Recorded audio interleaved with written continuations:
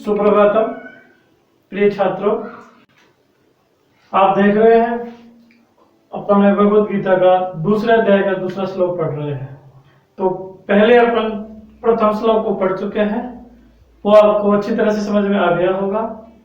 और दूसरा श्लोक आपको श्लोक का उच्चारण किस प्रकार किया जाता है ये भी सिखा दिया है। एक बार और बता देते हैं कि श्लोक का जो 4 चरण होते हैं उसमें आप मध्य में कभी भी संधि विच्छेद करके उसको नहीं पढ़ सकते हैं। श्लोक का जो चरण जब पूरा होता है उसको संधि विच्छेद करके अपन पढ़ सकते हैं।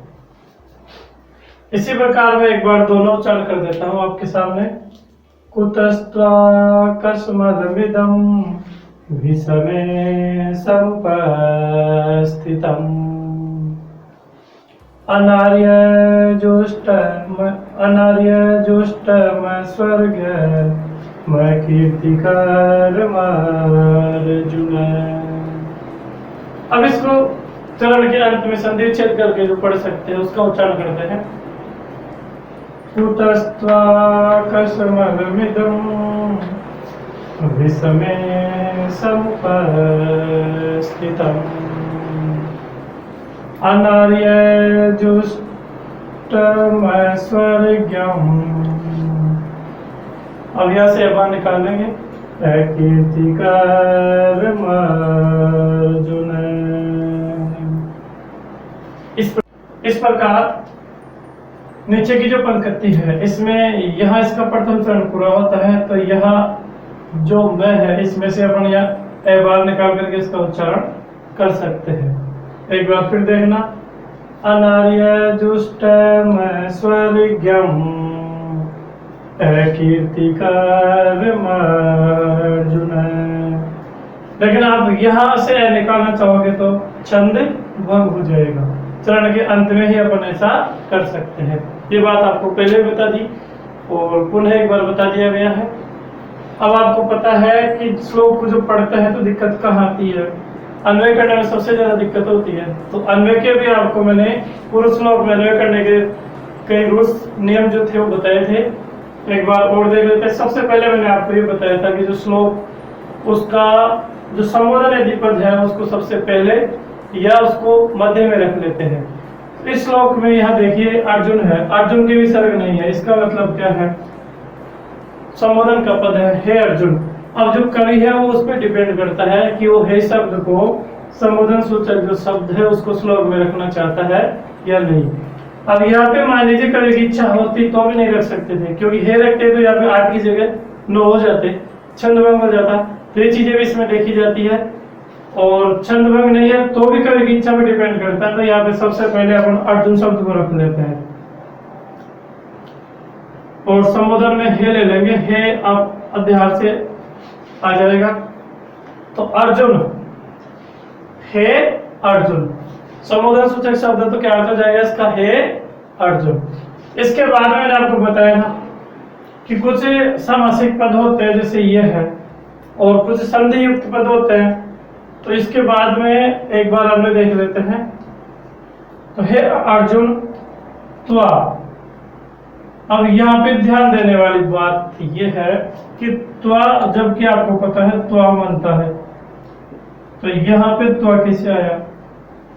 जो युष्म शब्द है उसके द्वितीय के एक वचन में त्वाम होता है। अब यहाँ पे त्वा कैसे आया, तो आपको ये बताना चाहूंगा कि युष्मद और अस्मद दोनों शब्दों में ही दूसरी विभक्ति, तीसरी विभक्ति और चतुर्थी जो विभक्ति है उसमें वैकल्पिक रूप और बनते हैं। तो यहाँ पे उसी वैकल्पिक रूप का प्रयोग किया गया है। त्वाम का पर्यायवाची क्या है, त्वा है। तो त्वा इसका मतलब क्या है, त्वा। तो हे अर्जुन त्वा तुमको, हे अर्जुन त्वा यानी तुमको अर्थात तुझे। अब ये देखिए कसमलम इदम है। अब इसको आप खोलते हैं तो क्या खुलेगा, कसमलम। ये विशेषण विशेष्य है, कसमलम इदम है। और जब आप अन्वय करने चलोगे इसका तो ये इससे पहले एक बार इसको लेते हैं विषमे। विषमे, विषमे सप्तमी का क्या है, एक वचन है। अर्थात इस विषम परिस्थिति में भगवान श्री कृष्ण अर्जुन से कह रहे हैं कि आप जो बैठ गए ना युद्ध करना नहीं चाह रहे, ऐसी इस विषम परिस्थिति में तुझको कसमलम इदम, अब ये इसका विशेषण, इसको पहले रख लेते हैं अपन, इदम कसमलम, इदम कसमलम, यह इदम ये विशेषण है, यह कसमलम, कसमल अर्थात मोह, तो यह मोह कुतः है, कैसे, कुतः है कैसे, सम उपस्थितम प्राप्त हो गया है, तो तुझे कैसे प्राप्त हो गया है। अब एक बार इस लाइन को देख लेते हैं कि हे अर्जुन, विषम में, इस विषम परिस्थिति में तो आप इसको याद रखो, क्योंकि जो द्वितीय का पद होता है आपको पता है, वो वाक्य के, हिंदी वाक्य के अनुसार द्वितीय तृतीय चतुर्थी वाक्य के अनुसार उसको अपन अन्वय के हिसाब से रख लेते हैं। तो हे अर्जुन,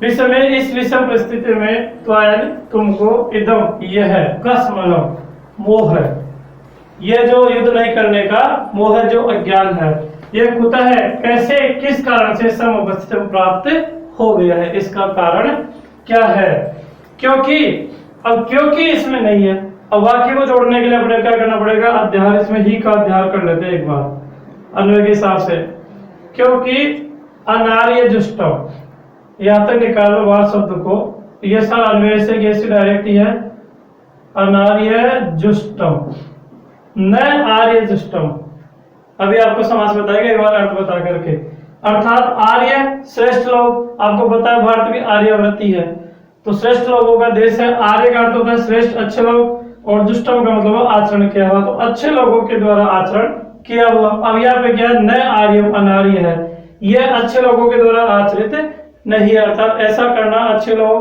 का काम नहीं है। ऐश्वर्यम, और इसमें भी वही ऐश्वर्यम, अकीर्तिकरम, ऐश्वर्यम यानी स्वर्ग को देने वाला भी नहीं है, अर्थात ऐसे करने से आप स्वर्ग को प्राप्त भी नहीं हो सकते हो। अकीर्तिकरम, और अकीर्तिकर है ये आपको यश देने वाला भी नहीं है, अर्थात इससे आपको कोई यश भी नहीं मिलेगा। अब यहाँ आपके सामने सबसे बड़ी दिक्कत यह है कि ये जो शब्द है ये सामासिक पद है, तो एक बार इनको बड़े स्पष्ट कर लेते हैं। सामान्य अर्थ एक बार सामासिक पद से समझने के बाद में आपको अच्छी तरह समझ में आ जाएगा, अभी तो आपको थोड़ा थोड़ा समझ में आया है, उसको एक बार देख लेते हैं।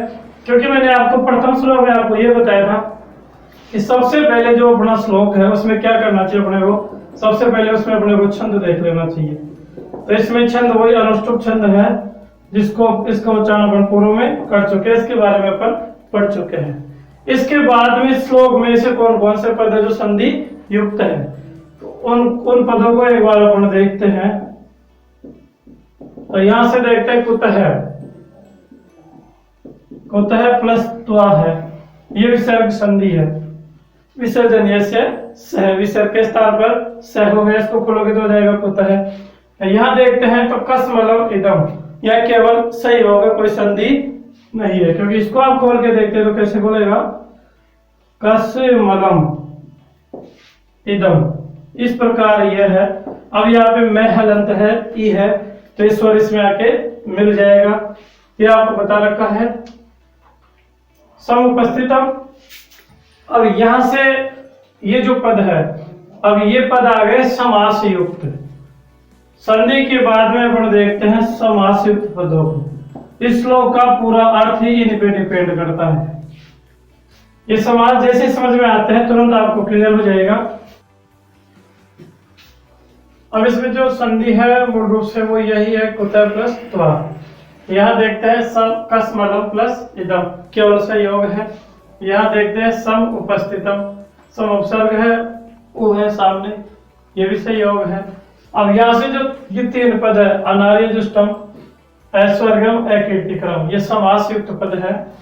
इनका अर्थ समझ में आएगा तभी श्लोक का अपना पूरा अर्थ अच्छी तरह से समझ में आ जाएगा। तो एक बार देखते हैं, पहला पद है अनार्य जुष्टम, ऐश्वर्यम, अकीर्तिकरम, ये जो तीनों जो पद है ये नए तत्पुरुष समास के उदाहरण हैं। तो नए तत्पुरुष समास के मैं बता देता हूँ आपको क्या होता है कि इसका विग्रह नए से करते हैं, नए ब्राह्मण है। अब यह देखिए, नए ब्राह्मण है अर्थात ब्राह्मण नहीं है। नए के बाद में क्या आ रहा है, ब आ रहा है, अर्थात क्या है, ये व्यंजन है। तो यदि नए तत्पुरुष समास में नए के बाद में विग्रह में यदि व्यंजन आता है तो नए को हटाकर क्या जोड़ देते हैं, ए जोड़ देते हैं। तो ये क्या बन गया, ए ब्राह्मण है। अब यदि स्वर हो तो उसको देख लेते हैं, न अश्व है, न अश्व है। न के बाद में ए है, स्वर है, तो न को हटा करके क्या जोड़ देते हैं, अन जोड़ देते हैं, न हलंत जोड़ता है। अब इस न में जब ए को आप मिलाओगे तो न हो जाएगा पूरा। तो इस पद क्या बनेगा, अनस्व है, अर्थात न अश्व घोड़ा नहीं है। इसी प्रकार यहां देखते हैं, तो इन पदों को देखिए, अनार्य जुष्टम, इसका विग्रह जब आप करोगे तो क्या होगा, न आर्य जुष्टम, न आर्य जुष्टम। नहीं है, आर्य जुष्टम, आर्य के द्वारा आचरित, अर्थात आर्य श्रेष्ठ लोग के द्वारा ये आचरित नहीं है, ऐसा श्रेष्ठ लोग नहीं कर सकते हैं। अनार्य जुष्टम, न के बाद में क्या है, आ है, तो न को अगर क्या जोड़ोगे, अन जोड़ोगे। जैसे अन जोड़ोगे तो ये आ है, इस न को पूरा करके क्या बनेगा, ना आगे का ऐसे कैसे पद इसमें जोड़ दीजिए। अनार्य जुष्टम, अर्थात न आर्य जुष्टम, आर्य जुष्ट द्वारा आचरित नहीं है, यानी श्रेष्ठ व्यक्ति के द्वारा ऐसा आचरण नहीं किया जा सकता। ठीक इसी प्रकार ऐश्वर्यम, इसको लेते हैं, ऐश्वर्यम, ये समस्त पद नए समास का ही है, नए तत्पुरुष समास का ही है। तो इसका विग्रह करोगे तो क्या हो जाएगा, न स्वर्गम, अर्थात स्वर के योग्य नहीं है, यानी स्वर को देने वाला भी नहीं है। इसको देखो सामने क्या, न के बाद में स है, व्यंजन है, तो क्या जोड़ेगा, केवल ए, क्या बढ़ जाएगा, ए स्वर्गम। यानी ये जो आप जो कर रहे हो हे अर्जुन, ये स्वर को देने वाला भी नहीं है। फिर यहां से निकालो, ए कीर्ति करो, क्या मान निकलेगा, ए कीर्ति करम, अर्थात नए समास कर दो, नए कीर्ति करम। यह कीर्ति को करने वाला भी नहीं है, यानी यश को देने वाला नहीं है। न के बाद में क्या है, व्यंजन है, क्या जुड़ जाएगा, ए जुड़ जाएगा, ए कीर्ति करम, यानी यश को देने वाला नहीं है। अब एक बार अर्थ देख लीजिए, देख लेते हैं कि अनार्य जुष्टम, अर्थात श्रेष्ठ व्यक्ति के द्वारा ऐसा आचरण नहीं किया जा सकता। ऐश्वर्यम, और ये स्वर को देने वाला भी नहीं है। अकीर्तिक्रम, यश को देने वाला भी नहीं है। अब श्लोक का पूर्णार्थ निकाल लीजिए। अर्जुन, हे अर्जुन, हे अर्जुन, विषम में इस विषम परिस्थिति में तुमको इदम यह कस्मलम मोह कुतः कहां से किस कारण से सब उपस्थितम प्राप्त हो गया है। ये मोह युद्ध नहीं करने का कैसे आ गया है।